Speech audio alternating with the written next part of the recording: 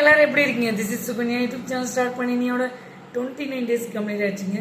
So என்னோட channel என் முன்னை பற்றி யோசி திங்க போட்டு பர் செல்ஃப் உங்களுக்கு தெரியும். எந்த ஒரு விஷயத்தை ஸ்டார்ட் பண்ணாலும் this is my mom Padmavathi இவங்களை நினைச்சதை ஸ்டார்ட் பண்ணுவேன். எனக்கே ரொம்ப ரொம்ப இம்பார்ட்டண்டான பதிவுங்க. சாரோ துக்கம், யாரெல்லாம் துக்கத்தில் இருக்கீங்களோ உங்களாம் மீண்டு வெளியில் வாங்க. எப்போ தாங்க நீங்கள் வரப்போறீங்க? ஏங்க உங்களை பற்றி எப்போ தான் யோசிக்க போகிறீங்க? துக்கத்திலே இருப்பீங்களா எனி டைமும்? என்ன பண்ண போகிறீங்க துக்கத்தில் இருந்து? உங்களை பற்றி யோசிங்க. உன்னை பற்றி யோசி திங்கப்பட்டு வசல். நீங்கள் துக்கமாக இருந்து என்னத்தை சாதிக்க போகிறீங்க? ஒன்றுமே கிடையாதுங்க. உங்களால் என்டையர் ஃபேமிலியும் பாதிக்கக்கூடாது. புரியுதா? ஒரு விஷயம் கிடைக்கல நடக்கல அப்படின்னு விட்டுருங்க. அதுலேருந்து வெளியில் வந்துடுங்க. சும்மா தேவையில்லாமல் நான் கவலைப்பட்டுக்கிட்டு துக்கப்பட்டுக்கிட்டு சேடாக உக்காந்துக்கிட்டு உங்களால் எல்லாரும் துக்கமாக இருக்கணுமா? நான் கேட்குறேன். துக்கம்ன்றது ஒருத்தவனுக்கு தான். எல்லாருக்குமா துக்கம் வரும்?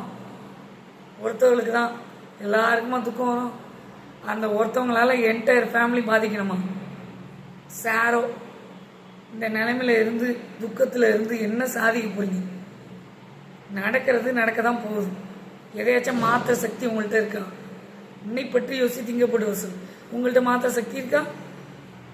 நீங்கள் துக்கமாக இருந்ததுனால ஏதாவது ஒன்று கிடைக்க போதா?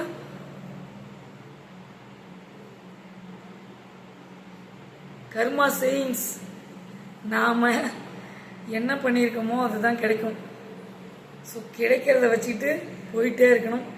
துக்கப்படுறதுனால ஒரு புண்ணியமும் இல்லை. யூஸ் அண்ட் த்ரோ கப்பு இருக்குது தெரியுங்களா?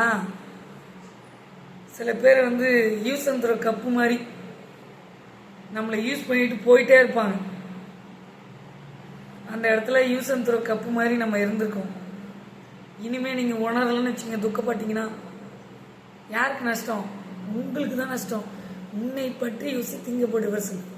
சரிங்களா? துக்கப்படுறதை நிறுத்திட்டு அவன் பட போகிறான் அவனோட விளைவுகளை, அவன் பட போகிறான் அவனோட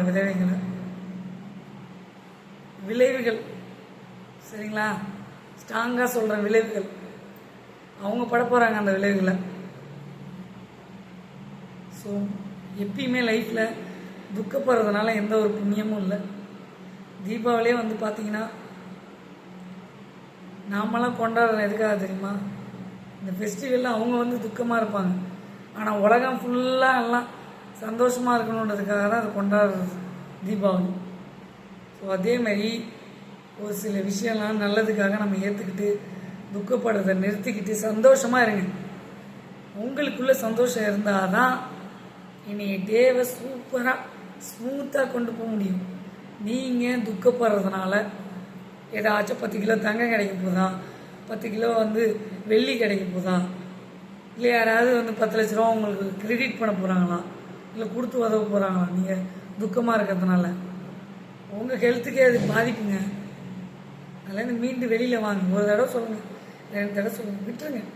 நீங்கள் ஸ்டெடியாக இருந்து ஸ்டெடி மைண்டில் துக்கம் இல்லாமல் நீங்கள் சந்தோஷமாக இருந்து ட்ராவல் பண்ணிட்டு போயிட்டே இருங்க. உங்களுடைய துக்கம் உங்களை கீழே போய் டிஃபன் ஆக்கிடும். உங்களே டிப்ரெஷனில் கொண்டு போயிடும். அதுலேருந்து வெளியில் வாங்க. துக்கமாக இருக்கிறதுனால எந்த இஷ்யூம் இல்லை.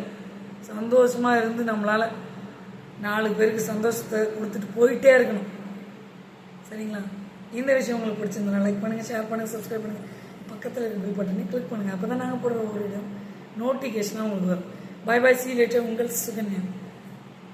நன்றிகளை தெரிவிச்சுக்கிறேன். பாய்.